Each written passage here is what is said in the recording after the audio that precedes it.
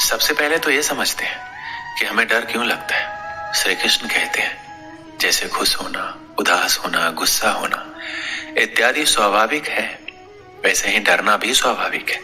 डरना इंसान की प्रवृत्ति है। इसी ने हमें पुरातन काल में शिकार होने से बचाया। डरते समय हमारी सारी इंद्रियां एकाग्रित हो जाती है, हृदय गति बढ़ जाती है, खून का प्रवाह तेज हो जाता है और हम खतरा भांप कर अपनी जान बचाने के लिए बिल्कुल तैयार हो जाते हैं। डर की वजह से आप किसी चट्टान के किनारे नहीं जाते, क्योंकि आपको पता है कि यहाँ ज्यादा खतरा है और डर आपको किनारे पर जाने से रोकता है। डर की वजह से आप अंधेरे रास्तों पर नहीं जाते। डर की वजह से आप जंगली जानवरों से दूरी बनाकर रखते हैं। डर ने आपको आपके जीवन में बहुत बार जाने अनजाने जोखिम में पड़ने से बचाया है, पर यही डर कभी कभी आपको आपकी मंजिल पाने से रोक देता है, आपके काम में अड़चन डालने लग जाता है, जिससे आपकी बढ़त में रुकावट आ जाती है। कोई अगर पहली बार दर्शकों के सामने स्टेज पर जाता है तो उसका शरीर इसे खतरे के रूप में लेता है। उसके दिल की धड़कन बढ़ जाती है, मुंह सूखने लगता है, रोंगटे खड़े हो जाते हैं, पसीना आने लगता है। ये शरीर की डर के प्रति स्वाभाविक प्रतिक्रिया है, परंतु गलत समय होने से यह सिर्फ एक अड़चन का काम करती है। डर को काबू में करने के लिए एक सरल सा रास्ता है। डर का सामना करना एक बार नहीं, बार बार करना है, जब तक डर दूर ना होने लगे। ध्यान रहे, इसमें समय भी लगेगा और आप गलतियां भी करेंगे, पर सफलता की सीढ़ी ऐसी ही होती है, गलतियों और विफलताओं से भरी। इन्हीं सीढ़ियों से गुजरकर हर कोई जाता है। डर को अपना दुश्मन नहीं, दोस्त समझे। डर का सामना करें, इसे काबू में करें। जीवन में हर किसी को कभी ना कभी डर लगता ही है। ऐसे में डर को स्वीकार करने में कोई बुराई या शर्म नहीं है, लेकिन इसे दूर करने का प्रयास भी ना करना बुरा है। ऐसे में आपको जीवन में कभी डर लगे तो श्री कृष्ण द्वारा बताए गए इन बातों को आपको याद रखना है, जिससे आप इन बातों को सोचकर डर की स्थिति से बाहर निकल सकते हैं। सबसे अहम बात यह है कि जब आपको डर लगे तो खुद से सवाल करें कि आपको वास्तव में किस बात से डर लग रहा है। ऐसे में आप महसूस करेंगे कि डर की असली वजह पता होने पर आपका डर काफी हद तक कम हो जाएगा। आपको जिस भी चीज से डर लगता है उसकी सकारात्मक कल्पना करें। जैसे अगर आपको तैरने से डर लगता है तो कल्पना करें कि आप नदी में खुशी खुशी तैर रहे हैं। वहीं अगर आपको जीवन में किसी से बिछड़ जाने का डर लग रहा है तो सोचें कि आप उस व्यक्ति के साथ खुश हैं और वो आपके साथ हर पल साथ रहने का वादा कर रहा है। जब भी आपको किसी चीज के खोने या हारने का डर लगे तो सोचें कि ऐसा अगर हो भी जाता है तो इसका अंत क्या होगा, क्या आपका जीवन इससे चल नहीं पाएगा। ऐसे विचार लाकर आप जीवन के सत्य को जानते हुए डर को दूर कर पाएंगे। आपको जब भी डर लगे तो अपना सबसे बुरा दिन सोचें, खुद से सवाल पूछें कि आपने जब वो बुरा दिन काट लिया तो आप जीवन में कुछ भी कर सकते हैं और कोई भी स्थिति आपको डरा नहीं सकती। डर को दूर रखने का सबसे अच्छा तरीका है पॉजिटिव थिंकिंग। जब भी कोई परीक्षा होती है तो आप पहले ही सोचने लगते हैं कि आपका पेपर अच्छा नहीं गया तो क्या होगा। इससे आपका डर और बढ़ जाता है। इसलिए हमेशा पॉजिटिव सोचें, सकारात्मक कल्पना करें। कल्पना से आप किसी भी डर को दूर कर सकते हैं। इसलिए हर बार जब आप किसी चीज के लिए डरते हैं तो एक मानसिक तस्वीर बनाएं। जैसे कि यदि आप सार्वजनिक भाषण या भीड़ के सामने बोलने से डरते हैं तो कल्पना करें कि आप भीड़ के सामने खड़े हैं और एक अद्भुत भाषण दे रहे हैं। गतिविधियों और चीजों के बारे में एक सकारात्मक तस्वीर बनाएं। सकारात्मक कल्पना आपके सफलता के डर को दूर करने में मदद करेगी। जीवन में हमेशा आगे की तरफ बढ़ना चाहिए, चाहे मार्ग में कितनी बाधा क्यों ना आ जाए। हमें हमेशा नए संभावनाओं का तलाश करना चाहिए, क्योंकि जब तक हम डर कर रुके रहेंगे आगे नहीं बढ़ेंगे। हमें डर कर रुकना नहीं है, आगे बढ़ना है। इसलिए कहा गया है कि डर के आगे जीत है।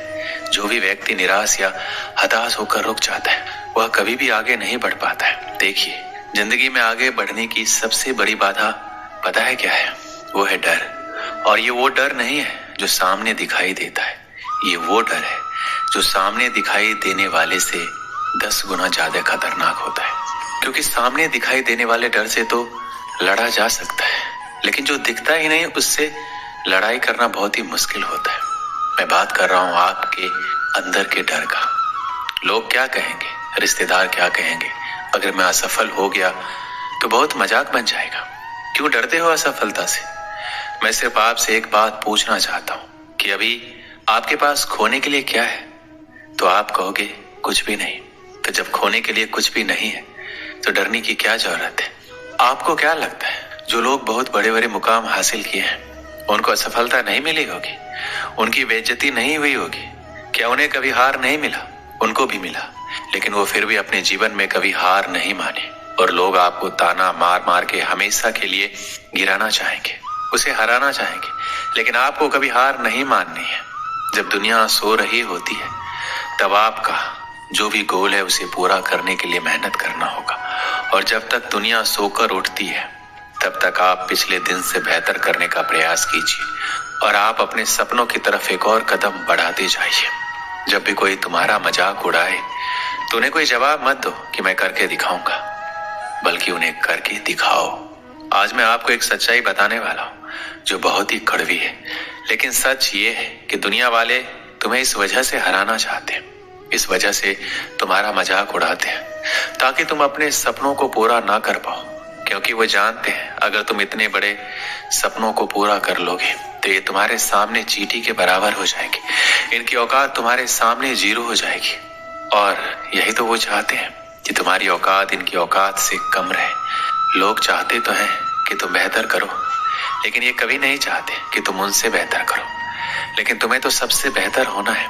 इनकी बातों में आना बंद करो, अपने सपनों पर ध्यान लगाओ और अपने सपनों को पूरा करने के लिए जो जरूरी है उसे करते रहो। फिर देखना एक दिन पूरी दुनिया तुम्हें सलाम करेगी। हम लगातार किसी न किसी तरह के शोर से घिरे हुए रहते हैं। ये हमारे शारीरिक और मानसिक स्वास्थ्य पर बोझ डाल सकता है। ऐसे में कुछ वक्त बिल्कुल चुप रहकर खुद के साथ बिताएं। यह आपके स्वास्थ्य के लिए फायदेमंद है। क्या हम हर समय शोर शराबे के बीच नहीं रहते? लगातार लोगों की बकबक, बाहर गाड़ियों का शोर, तेज म्यूजिक की आवाज, ये सब हमारे तनाव का कारण है और हमारी नींद को बाधित करते हैं। मगर क्या हम कुछ देर के लिए इन सब से दूर नहीं रह सकते? जी हाँ, हम खुद के साथ वक्त बिताकर और कुछ देर सिर्फ अपने विचारों के साथ शांति का आनंद ले सकते हैं। इंसान के सभी दुखों का कारण बोलना ही है, क्योंकि आवश्यकता से अधिक बोलना ही दुखों का कारण बनता है। इसलिए कम बोले, सटीक बोले, मधुर बोले और सबसे जरूरी जितनी आवश्यकता हो उतना ही बोले। वाणी या बोलना ही नहीं बल्कि मौन में भी शक्ति होती है। यही कारण है कि धर्मों में मौन को बहुत महत्व दिया गया है। श्री कृष्ण कहते हैं सेहत से मौन का गहरा संबंध है और इससे मानसिक शांति मिलती है। मौन से विचारों में एकाग्रता आती है और रचनात्मकता बढ़ती है। इसलिए जितने भी साधु संत या तपस्वी हुए सबने मौन रहकर और ध्यान लगाकर ही संसार में गुट ज्ञानों को प्राप्त किया। हमारे जीवन में एक नहीं बल्कि बहुत सारे दुखों का कारण बोलना ही है, क्योंकि हमारी समस्या यही है कि हम चुप नहीं रह सकते, हमेशा कुछ न कुछ बोलते ही रहते हैं। और आपके बोलने के कारण ही आधे से ज्यादा दुख निर्मित होते हैं। परिवार में कलह कलेश का कारण भी हमारा बोलना ही होता है। आप जितनी भूख उतना भोजन खाते हैं, जितनी जरूरत उतना कार्य करते हैं, लेकिन क्या आपने कभी इस बारे में सोचा है कि आप कितना बोलते हैं? क्या आप उतना ही बोलते हैं जितनी आवश्यकता है या अनावश्यक ही सारे दिन बोलते हैं? इस बारे में अकेले कभी बैठकर जरूर सोचिए कि आज आपने दिन भर में कितना बोला, क्या बोला और सबसे जरूरी क्यों बोला। इनमें से कितनी बातें जरूरी थी, कितनी अनावश्यक। मनुष्य की प्रवृत्ति ऐसी है कि अपने मन में चल रही बातों को दूसरों को सुनाना चाहता है और दूसरा भी आपके साथ ठीक वही काम करता है। ये बातें किसी अन्य या तीसरे व्यक्ति से संबंधित हो तो सुनने सुनाने का काम और दिलचस्पी से होता है। आप फिर जब कभी बैठते हैं तो इन बातों को फिर से दोहराया जाएगा और फिर इन्हीं बातों पर विचार करेंगे। ये सुनने सुनाने का माहौल जीवन भर चलता रहता है और इस तरह से आप खो देते हैं अपना समय, अपना जीवन, अपनी सोच समझ और वो कीमती पल जिसमें जिया जा सकता है, जिसमें आनंद प्राप्त किया जा सकता है। इसलिए इस सुनने सुनाने के माहौल से बाहर निकलिए। जब तक हम बाहर की ओर बोलते रहेंगे हमारे भीतर अशांति रहेगी। जिस दिन हम मन से चुप हो जाएंगे तब बाहर हमारे मुख से कुछ भी निकले हम शांत ही रहेंगे।